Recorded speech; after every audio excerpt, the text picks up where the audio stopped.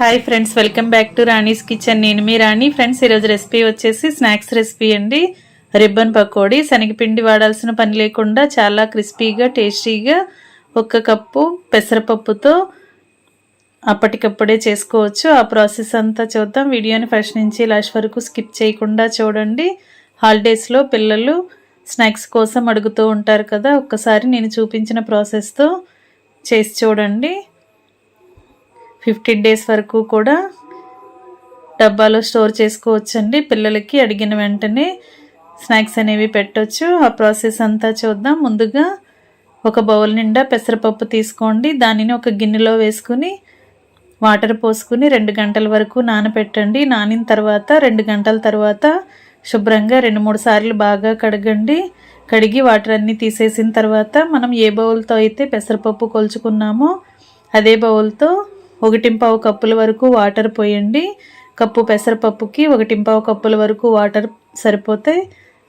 ఇలా 1.5 కప్పులు వాటర్ పోసిన తర్వాత ఈ గిన్నెను కుక్కర్లో పెట్టి 4 నుండి 5 విజిల్స్ వచ్చేంత వరకు ఉడికించండి. ఉడికిన తర్వాత బాగా చల్లారిన తర్వాత చూపిస్తున్నానండి. ఈ విధంగా ఉడికింది కదా, దీనిని మిక్సీ జార్లో వేసుకుని తగినంత సాల్ట్ వేసుకోండి. ఇలా బాగా ఉడికిన పప్పుని మిక్సీ జార్లో వేసుకుని 1 టీ స్పూన్ సాల్ట్ వేసుకుని మూత పెట్టుకుని మెత్తగా గ్రైండ్ చేయండి. మనం వేసిన వాటర్ అనేవి కరెక్ట్గా సరిపోయాయండి.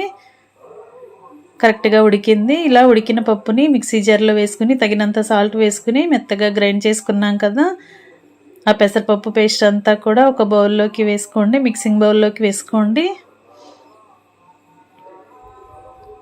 ఇలా జార్లో ఉన్న పప్పు అంతా కూడా శుభ్రంగా తీసి గిన్నెలోకి వేసుకోండి. ఇలా వేసుకున్నాం కదా, మనం ఏ బౌల్తో అయితే పెసరపప్పు కొలిచి తీసుకున్నామో అదే బౌల్తో 1 కప్పు పెసరపప్పుకి 4 కప్పుల పొడి బియ్యం పిండి వేసుకోండి. పొడి బియ్యంని మరపట్టించుకున్న పిండి అండి. ఇలా 4 బౌళ్ళు వేసుకోండి, కరెక్ట్గా సరిపోతుంది. దీనిలోకి టేస్ట్కి సరిపడా సాల్ట్ వేసుకోండి. 1 టీ స్పూన్ వాము వేసుకోండి. అలాగే 1 టీ స్పూన్ మిరియాల పొడి వేసుకోండి. 4-5 టేబుల్ స్పూన్లు తెల్ల నువ్వులు వేసుకోండి. నువ్వులు అనేవి ఇంకొంచెం ఎక్కువగానే యాడ్ చేసుకోవచ్చు. అలాగే 1 టేబుల్ స్పూన్ కారం యాడ్ చేసుకుని 1/4 టీ స్పూన్ పసుపు కూడా వేసుకోండి. ఇప్పుడు మనం వేసిన ఇంగ్రీడియంట్స్ అన్నీ పెసరపప్పుకు పట్టేంత వరకు బాగా కలపండి. పప్పులో ఉన్న తేమతోనే పిండి బాగా కలిసిపోతుందండి. ముందుగా వాటర్ అనేవి అసలు పోయొద్దు.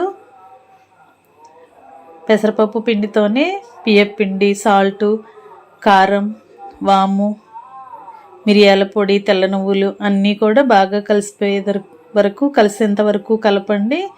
బాగా కలిసిన తర్వాత అవసరానికి తగ్గట్టుగా మాత్రమే వాటర్ని యాడ్ చేసుకుంటూ పిండిని ముద్దలాగా కలపండి. వాటర్ అనేవి నార్మల్ వాటరే పోస్తున్నానండి, ఇవి హాట్ వాటర్ ఏం కాదు. ఇలా కొంచెం కొంచెంగా చూసుకుంటూ పోసుకుని పిండిని మరీ గట్టిగా కాకుండా మరీ లూజ్గా కాకుండా ఇలా మీడియంగా కలుపుకోండి. ఇప్పుడు జంతికల గొట్టంకి రిబ్బన్ పకోడీ ప్లేట్ ఉంటుంది కదా, దానిని అలా గొట్టం లోపల వేసుకుని దాని లోపలంతా కూడా ఆయిల్ అప్లై చేయండి.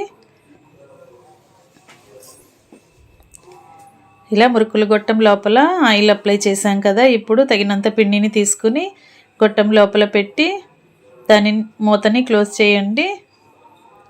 దానిని ఇలా క్లోజ్ చేసి స్టవ్ ఆన్ చేసి కళాయి పెట్టుకుని డీప్ ఫ్రైకి సరిపడా ఆయిల్ పోయండి.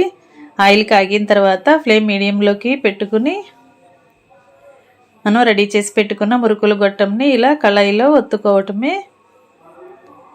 పిండిని మరీ గట్టిగా కలుపుకున్నామంటే మనం ఒత్తుకోవటం అనేది కొంచెం కష్టంగా అనిపిస్తుందండి. అంతేకాకుండా స్నాక్స్ అనేవి మరీ గట్టిగా అనిపిస్తాయి, తింటున్నప్పుడు క్రిస్పీగా రావు, చాలా గట్టిగా అనిపిస్తాయి. అందుకే కొంచెంగా పిండిని కొంచెం మెత్తగా ఉండేలా కలపండి.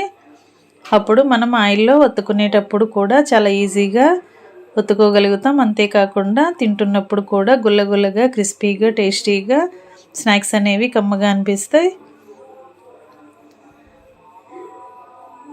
ఇలా క్రిస్పీగా ఫ్రై అయిన తర్వాత ఆయిల్ నుండి తీసేసి వేరొక ప్లేట్లో పెట్టుకోండి. ఇదే విధంగా మిగిలిన పిండిని కూడా ఇదే విధంగా రిబ్బన్ పకోడీని ఆయిల్లో ఒత్తుకుని ఫ్రై అయిన తర్వాత దీనిని కూడా ప్లేట్లో పెట్టేసుకోండి. ఫ్రెండ్స్, ఛానల్ని ఫస్ట్ టైం వాచ్ చేస్తున్న వారు సబ్స్క్రైబ్ చేసుకుని పక్కనే ఉన్న బెల్ బటన్ క్లిక్ చేయండి. నేను పెట్టబోయే రెసిపీస్ అన్నీ డైలీ మీ ఫోన్కి నోటిఫికేషన్కి వస్తే ఓపెన్ చేసి చూడండి. సింపుల్ ప్రాసెస్తో టేస్టీ రెసిపీస్ని చూపిస్తాను. అన్నీ కూడా ఇంట్లో ఉన్న ఇంగ్రీడియంట్స్తో చేసుకునే ప్రాసెస్ని చూపిస్తాను. మీ అందరికీ అవి నచ్చేలా ఉంటాయి. ఇలా పిండి అంతా కూడా కంప్లీట్ అయిన తర్వాత స్టవ్ ఆఫ్ చేసుకుని వేడివేడి క్రిస్పీ పెసరపప్పు మురుకుల్ని రిబ్బన్ పకోడీని సర్వింగ్ ప్లేట్లోకి పెట్టుకుని పిల్లలకి సర్వ్ చేసుకోవటమే. ఒక్కసారి చేసి పెట్టుకున్నామంటే హాలిడేస్ మొత్తానికి కూడా పిల్లలకి పెట్టొచ్చండి. వారు కూడా ఎంజాయ్ చేస్తూ తింటారు. పిల్లలే కాదు, పెద్దవాళ్ళు కూడా టీ టైం స్నాక్స్గా ఎంజాయ్ చేస్తూ తినే రెసిపీ నచ్చినట్లయితే వీడియోకి లైక్ చేయండి. ఛానల్ని సబ్స్క్రైబ్ చేసుకుని పక్కనే ఉన్న బెల్ బటన్ క్లిక్ చేయండి. మీరు కూడా కుక్ చేసి పిల్లలకి సర్వ్ చేయండి. చాలా గుల్లగా క్రిస్పీగా కమ్మగా చేసుకునే పెసరపప్పు రిబ్బన్ పకోడీ అండి. కంప్లీట్ అయిపోయింది కదా. ఇలా బాక్స్లో స్టోర్ చేసుకుంటే 15 days వరకు కూడా చాలా టేస్టీగా క్రిస్పీగా ఉంటాయి. తప్పకుండా మీరు కూడా ట్రై చేసి చూడండి. ఈ విధంగా స్టోర్ చేసుకోండి. మరొక రెసిపీతో మళ్ళీ కలుద్దాం. Thanks for watching. నేను మీ రాణి.